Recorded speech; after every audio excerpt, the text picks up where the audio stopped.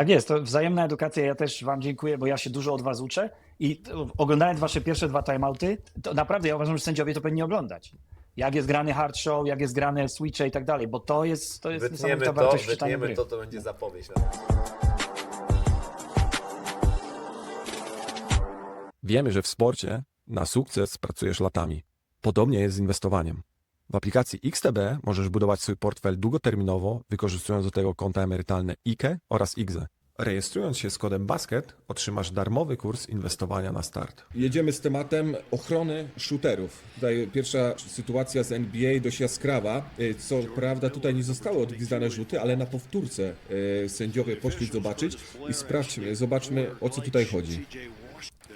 No tak, to jest jeden z tych przykładów, kiedy atakujący w momencie wyskoku miejsce, na które opadł, jakże droga między, można powiedzieć, punktem A i punktem B jest wolna, w związku z tym on ma prawo tam wylądować, a obrońca, no robiąc ten ruch do close-outu, no wstawia nogę pod niego i to jest faul. I tu musimy pamiętać, że w NBA to jest bardzo restrykcyjne, jak wiemy po tej sytuacji z Pachulią i tak dalej, z Leonardem i oni tam mają no nawet to, że to może być nawet dyskwalifikacja za takie zagranie, jeżeli uznają to za tak zwany recklessness movement, tak, czyli bezsensowna gra obrońcy. A powiedz, bo jak grałem w Niemczech, pamiętam sezon, to był 20-21, był taki okres, że sędziowie gwizdali to jako faul niesportowy, kiedy spadłeś na nogę właśnie obrońcy. Tak, no to znaczy to powiedzmy, no, ligi mają prawo sobie, że tak powiem, gdzieś tam reformować przepisy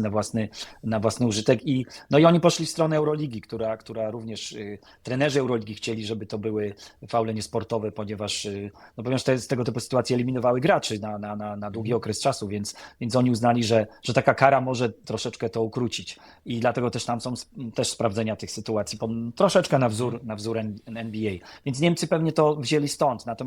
Natomiast w FIBie nie ma tak restrykcyjnych, bym powiedział, wytycznych w tym elemencie. Oczywiście może się zdarzyć faul sportowe, ale na pewno jest dużo mniej i tych sprawdzeń też praktycznie no nie ma tyle, no bo nie jest to kategoryzowane jako faul sportowy defaultowo, tak, czyli z automatu.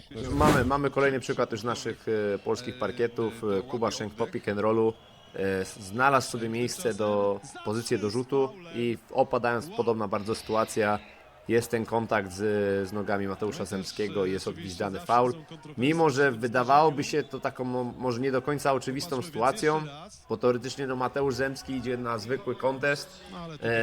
Kuba Szenk można powiedzieć, że w jakiś sposób tam te jego nogi lekko też wychodzą do przodu, no ale w tej sytuacji ja wychodzę z takiego założenia jako strzelec, że no Kuba nie ma możliwości swobodnego wylądowania na ziemi. Żeby móc wylądować na ziemi, musisz, tak powiem, zmienić swoją mechanikę rzutu. I to uważam, że to już jest sytuacja, gdzie z mojej perspektywy jako strzelca powinien być odgwizdany faul. No właśnie, bardzo, bardzo dobrze, Tomku, że to powiedziałeś, że mechanika rzutu. Ja nie widzę nienaturalnie wyrzuconej nogi lub nóg do przodu, tylko ja to sobie nazywałem K-shot, tak? Czyli że masz ręce, nogi, a tutaj twoje ciało, czyli wyglądasz trochę jak literka K. I to jest po prostu naturalne. Kuba też według mnie, znaczy zawodnicy rzucając w ten sposób, oni też biorą tę energię. Zakładam, że tutaj fizyka, my jej nie wytłumaczymy, tak? Ja tam nie jestem też fizykiem, ale myślę, że ta energia też się bierze z tej mechaniki tego rzutu. I dla mnie to jest naturalne, że on te nogi troszeczkę do przodu wyrzuca i będzie musiał na nich wylądować. Co więcej, w momencie wyskoku to miejsce było puste. I teraz, tak jak powiedziałeś, Mateusz robi normalny contest shot, tak? Kontestuje ten rzut, ale wstawia nogę na miejsce, do którego był uprawniony przeciwnik. W związku z tym no, musi to być odgwizdane jako faul. To jest bardzo ważne, co powiedziałeś, bo są różne techniki rzutu, różnie zawodnicy skaczą. Tutaj nie mamy chyba tego przykładu, ale jest taki zawodnik Eric McCollum, który na przykład skacze bardzo do przodu. Są zawodnicy, którzy lecą w ogóle do przodu albo te nogi układają nienaturalnie i też sędziowie muszą wziąć poprawkę na to, jaką dany zawodnik ma technikę rzutu i też w niektórych sytuacjach, ja nie mam tej sytuacji, akurat to była z meczu z Toruniem z tego sezonu, ja wychodziłem po koźle, po uku w lewo i bardzo rozpędzony rzucałem, gdzie ten wiraż mnie wyrzucił trochę, że ja poleciałem w lewo i tam dostałem trochę po rękach, a pamiętam, rozmawiałem z sędzią, on mówi, że ja flopuję przy tym rzucie, że to nie był faul, dlatego że ja się przewróciłem, a ja nie miałem możliwości utrzymać balansu po takim wyjściu na full speedzie, nie? Więc to są te takie czynniki, które też no, trzeba brać pod uwagę i nie zawsze coś jest flopowaniem, ale to też może na kolejnych sytuacjach, bo tutaj Teraz Tomek będzie widać dzisiaj- akurat, bo chyba widziałem już jeszcze tę sytuację. To jest sytuacja Mówimy z o tego flopowaniu, sezonu. tak? Że będzie widać? Nie, Tak, to jest tak, mowa, tak. mowa o tym właśnie, że nie każdy upadek oznacza, że oczekujemy gwizdka sędziego. Tutaj mamy dwie sytuacje z tego samego meczu, mecz z Arką Gdynia. Są dwie sytuacje. W jednej z nich, w tej sytuacji uważam, że mimo, że jest kontakt tam, nadepnięcie na nogi, nie ma możliwości wylądowania tam, gdzie moje nogi leciały. Nie jest odgwizdnięty faul. Na dodatek dostałem ostrzeżenie właśnie od sędziego, żeby nie flopować, że tam nie było oczywistego faulu. Po czym dosłownie, nie wiem, 10 minut później, czy tam parę minut później jeszcze w tej samej połowie jest kolejna sytuacja rzutowa i do tego faulu, ten faul następuje. Tutaj mamy drugą sytuację, gdzie w końcówce akcji ja wychodzę do rzutu, jest zderzenie ze stopą przy lądowaniu Okauru, mi noga odjeżdża i z tej sytuacji były oczywiste 3 rzuty zdaniem sędziego. W poprzedniej jednak akcji tego gwizdka nie było i na dodatek dostałem ostrzeżenie o to, żeby no nie flopować przy... Dobrze, bo ja przyglądałem się tym sytuacjom na tyle, na ile mogłem, bo tutaj nie było innych ujęć, z tego co pamiętam. Tak. Ale czyli tak, w pierwszej sytuacji ja mam wrażenie, że obrońca ląduje na twojej stopie. Tak. Czy tak było? No tak było, tak było i też teraz z mojej perspektywy jako strzelca często o tym wspominam sędziom. No ja muszę, tak o tym rozmawialiśmy przed chwilą, ja muszę dbać o swoje zdrowie. I czasami, kiedy ja widzę, że nie będę miał możliwości normalnego wylądowania, nie chcę skręcić kostki, nie chcę, nie wiem, żeby doszło do jakiegoś tam pęknięcia w stopie, więc po prostu naturalnie muszę pozwolić, żeby moje ciało było w stanie w jakiś sposób zareagować na ten bodziec, czyli tą stopę przeciwnika. Więc w tej sytuacji ja się przewracam. I uważam, że wydawało mi się, ja nie wiem w momencie, kiedy się przewracam, czy ten faul będzie, czy nie będzie, ale w tej sytuacji wydawało mi się, że ten faul był, dlatego potem widać było moje ręce podniesione do góry. Natomiast było ostrzeżenie ze strony sędziego, żebym nie flopował, bo tam nie było kontaktu. Okej, jestem w stanie to zrozumieć, no takie jest życie, nie zawsze wszystko widzimy. Natomiast co mnie najbardziej zdziwiło, że później w kolejnej sytuacji, to jest dosłownie 10 minut później, w tym samym meczu, jest gwizdek i są 3 rzuty i to jest jakby oczywista sytuacja zdaniem sędziów. Nie było żadnego zawahania, od razu w momencie, kiedy był kontakt z obrońcą, ten faul był gwizdek. Czyli dobra, ja to widzę tak. W pierwszej sytuacji rozgraniczyłbym dwie kwestie. Pierwsza to jest to, co powiedziałeś. Nie każdy upadek gracza musi oznaczać flop, czy tam fake, bo przecież, tak jak powiedziałeś, ty czasami robisz coś używasz tego jako mechanizmu bezpieczeństwa, tak? Czyli ty chcesz uniknąć kontuzji, więc wolisz usiąść, wolisz odskoczyć, wolisz klapnąć na ten tyłek, ale żeby nie siedzieć potem na ławce przez 3 miesiące. I teraz jeżeli sędzia widział całą akcję i zobaczył, że na przykład ktoś ci nadepnął i ty nie miałeś prawa cofnąć stopy, no bo ona była zablokowana, no to powinien to wziąć pod uwagę. Tutaj prawdopodobnie sędzia tego nie zobaczył, a twój ruch wygląda na taki fake, w związku z tym być może tak to zostało ocenione. Natomiast druga rzecz to właśnie, bo ja pamiętam taką interpretację z NBA na przykładzie wideo, że jak obrońca lądował na stopie atakującego, tak jak tutaj, w pewien sposób ograniczając twoją swobodę ruchów, to oni uznali, że to nie jest faul. Natomiast ja uważam, że jeżeli czyjaś swoboda ruchów w wyniku kontaktu jest ograniczona, no to ja uważam, że to jest faul. Ale na pewno nie powinien to być fake. Natomiast ponieważ w wyniku kontaktu ty ratowałeś siebie. Natomiast druga sytuacja z tego wideo, to dla mnie wygląda, że twoja lewa noga nienaturalnie idzie do przodu. Ja powiem szczerze, bo tam jest ten kontakt, nie? Bo tam jest ten kontakt. Ale że Tomek Tego, co to pamiętam. zrobił, że jakby wysunął ją w tej sytuacji? Że Tomek szuka, że ta noga wcale nie musiała tak daleko wylądować, ale oczywiście mogę się mylić, mam tylko to wideo. Ty to wykonałeś, nie wiem, oglądałeś, może widziałeś też jakąś wiesz, cudowną Bardziej kamerę. wydaje mi się, że perspektywa właśnie tego wyjścia, to jest to trochę podobne do tego, o czym mówił Michał, w zależności od tego, z jakiego footworku my wychodzimy, składamy Tak. się do rzutu, te nasze nogi mogą różnie wychodzić. Jeżeli zobaczysz, ja się obracam i tak naprawdę robię półobrót, po czym muszę wyjść do rzutu, więc naturalnie w jakiś sposób muszę nadać mojemu ciału właściwy tor. Jeżeli ja bym się obrócił i nie próbował w jakiś sposób lekko skoczyć do przodu, no to ten mój rzut by poleciał obok kosza prawdopodobnie, bo bym cały czas mnie ta siła wynosiła na moją lewą stronę. Więc Ta to lewa jest noga jakby jest taki łapaniem niby- balansu. To Dokładnie. jest no. Okej, no to jeżeli tak, to oczywiście to jest faul, bo miejsce, w którym ty lądujesz tą lewą stopą, było wolne w momencie wyskoku, no więc oczywiście to jest faul i on tam, bo tutaj akurat ty spadłeś na jego stopę, tak? A to jest No więc ciekawe sytuacja- bardzo, kurczę, teraz może mam taki mind blown po prostu, bo rozumiem teraz na przykład perspektywę sędziego. Dla mnie to jest jako koszykarza, to jest rzecz taka bardzo naturalna i też wydaje mi się, że Michał też od razu tak na to spojrzał, że rozumie z perspektywy strzelca, że wyjście w obrót w tą stronę spowoduje to, że no musisz nadać jakby zmianę kierunku, zmienić ten kierunek swojego ciała. A tutaj z perspektywy sędziego może to być odebrane jako nienaturalnie szuka dodatkowego kontaktu. Nie, ale dobrze, ja to biorę w ciemno. Dlaczego? Bo ty jesteś graczem wyższym i znowu twoje rozstawienie, lekkie rozstawienie nóg, które są dużo dłuższe niż w przypadku na przykład, nie wiem, jakiegoś Wiktora Sandersa, no dobra, Arona Johnsona na przykład, nie? tak. Który na przykład robił czary, tak, żeby pokazać, że jest faulowany.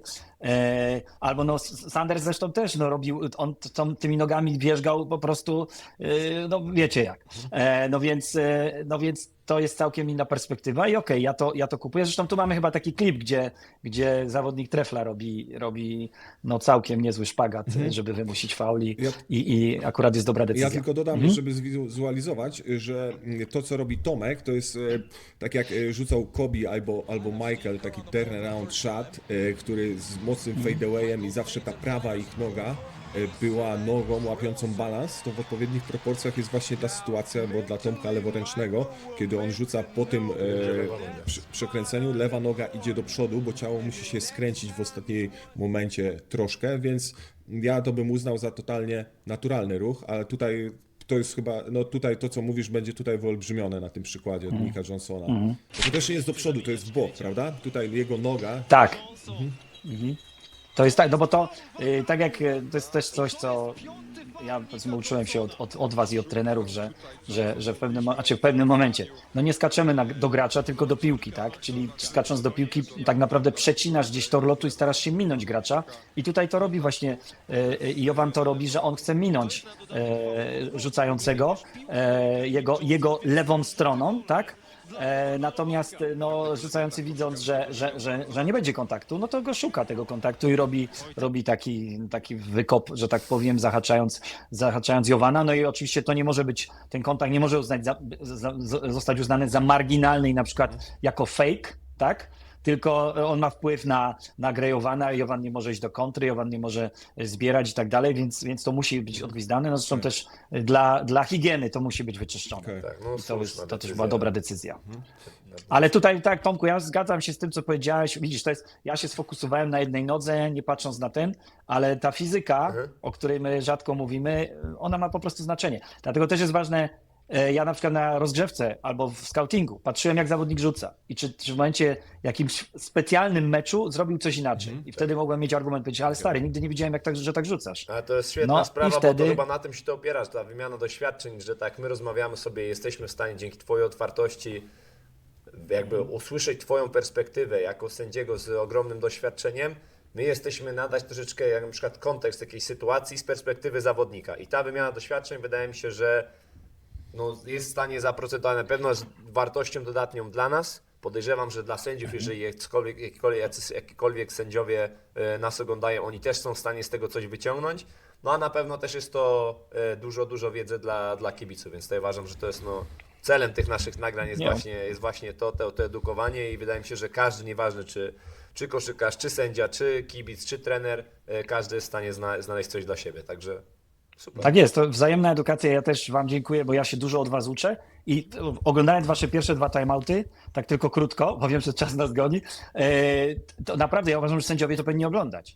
jak jest grany hard show, jak jest grane switche i tak dalej, bo to jest Wytniemy niesamowita wartość w czytaniu wytniemy gry. to będzie zapowiedź naszej. Tak, to musimy naszej shortsa zrobić z tego. Okej. A tutaj jeszcze idąc do kolejnej sytuacji. Znalazłem sytuację, to jest chyba sprzed 10 lat. AJ tutaj grał w Strasburgu, tutaj zawodnik z numerem 8. Ale podobna sytuacja, tylko że gwizdnięty faul, o tym co mówiliśmy przed chwilą. Tutaj nie widać tego do końca.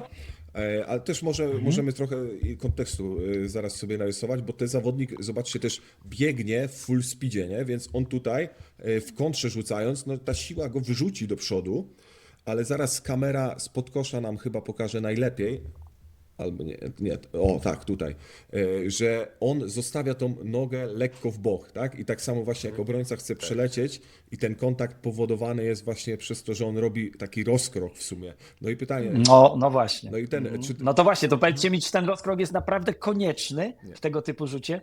No właśnie, no to czy jak odpowiedź Odejście jest nogą nie, to... w bok uważam, że nie jest na tyle naturalne jak wyrzucenie lekko nogi w przód, albo no, czasami jest też tak, że nogi zostają z tyłu, jak zawodnik rzuca rozpędzony w kontrataku, czasami te nogi nawet zostaną trochę z tyłu, więc te rzeczy jestem w stanie zrozumieć, no a te wyjście w bok, są zawodnicy, którzy lekko wyrzucają nogi na bok, ale to też wygląda, no widać to po prostu w każdym rzucie, że jest ta powtarzalność, że te nogi lekko się rozkraczają, tutaj nie wiem, wydaje mi się, że trochę jest to naciągane.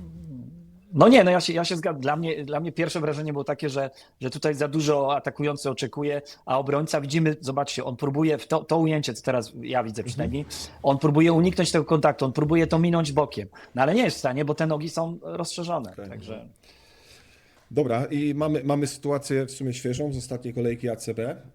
To jest faul przy rzucie, ale przy rzucie z pół dystansu po koźle. I tutaj jakbyśmy sobie mogli trochę rozwinąć, co ma zrobić taki obrońca, który właśnie goni gdzieś powiedzmy po kontener, gościa, który bierze go na plecy. I co spowodowało ten faul tutaj przy rzucie? Znaczy, ja bym to troszeczkę porównał, Michale, do tej akcji Petrasek-Tonmeyer, że ty przegrywasz na nogach, gonisz, facet idzie w górę i wiadomo, że no, ty nie wiesz, kiedy on pójdzie w górę. Możesz jako obrońca nie wiesz dokładnie, kiedy pójdzie w górę. To on tak naprawdę, ja to mówię, ty jesteś niewolnikiem, dla mnie taki obrońca, który już nie ma legalnej pozycji obronnej, dla mnie jest swego rodzaju niewolnikiem tego shootera. Że on teraz musi polegać na swoim oczywiście sprycie czy refleksie i albo dążysz skoczyć, ale musisz skoczyć niestety pionowo do bloku. Natomiast tutaj jak znowu referee the defense, tak, sędziujemy obronę, no i gracz w żółtym trikocie skacze A do B, a atakując i przecina to, co powiedzieliśmy, wektory. On skacze do końcowej, a shooter skacze równolegle do linii końcowej. W związku z tym, przecinają się wektory, nie masz legalnej pozycji obronnej, możesz spróbować próbować blokować ręką, no ale jak nie jesteś wyższy, albo jak nie masz dużo lepszego zasięgu w skoku, no to jest bardzo trudne do zrobienia i jesteś przegrany po prostu. No to myślę, że to jest prosty gwizdek, nie? Prosta sytuacja. To prosty gwizdek, tak. Przy dobrym ujęciu, dobrym prześwicie to jest bardzo prosty gwizdek, a nawet jeśli nie, to patrzymy, czy skacze A do B i jesteśmy w stanie to ocenić. To jest ciekawa sytuacja, bo to jest faul na penetracji przy rzucie, ale tutaj został orzeczony faul w ataku. Atakującego, tak. Tutaj możemy zobaczyć znowu ujęcia pod koszem, że obrońca, ja już nie pamiętam jak się nazywa ten obrońca. Kaiser, tak. Chyba Kaiser, tak. Kaiser skacze, o tak, teraz widzimy. Kaiser skacze, on może nie skacze idealnie, ale zauważmy, że pierwszy kontakt, który został potem oceniony jako nielegalny, to jest clear out atakującego, który, zauważcie, bardzo często ty próbując chronić piłkę, albo odpychasz gościa, albo nawet, co tutaj chyba, nie wiem, czy z głównego ujęcia nie było widać troszkę lepiej, że ten kontakt był w okolicach tutaj, czyli ty widzisz, gość idzie do bloku, robi wszystko dobrze, nie ma kontaktu ciałem, a ty mu odpychasz tą rękę, jakby odsuwasz ją od możliwości bloku. W związku z tym, kto jest odpowiedzialny za kontakt, czy ten kontakt jest legalny? No nie jest legalny, bo uniemożliwia legalną grę obrońcy. I myślę, że to jest dobry przykład na to, że faul w ataku w takiej sytuacji, takiego clear-outu nie jest niczym, że tak powiem, nie powinien być niczym dziwnym. Tak, No tutaj też szacun, że sędziowie to wyłapali, bo to są sytuacje dynamiczne, tak czasami powtarzamy, że jest ten ułamek sekundy na podjęcie decyzji, bądź czasami ten gwizdek jest nawet opóźniony, bo musi być, sędzia coś widzi, musi to sobie jakby jeszcze tam procesować i dopiero następuje ten gwizdek, powiedzmy tam po upływie kolejnej pół sekundy czy sekundy. Tutaj wydaje mi się, że no ogromny szacunek, że zostało to wyłapane. I jeszcze musimy pamiętać, że ty jak robisz ten clear out, to najczęściej twój upadek jest wynikiem tego. Oczywiście są sytuacje, kiedy skok obrońcy jest tak mocny i gość jest, nie wiem, no gość jest 30 kilo cięższy i idzie A do B z taką siłą pędu, że ty nawet jak chronisz się ręką, to zostajesz, wiesz, zdmuchnięty jak śmietnikiem, więc w tym momencie po prostu nie ma dyskusji, że to będą też faule obrońcy. Ale w tej sytuacji widzimy, że to Marcel inicjuje ten kontakt, on blokuje, odpycha, no i po czym pada. Dobra, to myślę, że mamy wszystko jasne na dzisiaj. Okej. Dzięki wielkie za obecność. No i co? Zapraszamy do oglądania naszych odcinków, zostawienia lajka, subskrypcji. Tak jest. Dawajcie znać, jak oceniacie te kontrowersyjne niektóre gwizdki, jak oceniacie w ogóle tego typu materiały. Chcemy robić tego więcej, ale też chcemy słuchać Waszych opinii i dostosować się do tego, czego Wy byście oczekiwali jako nasi słuchacze.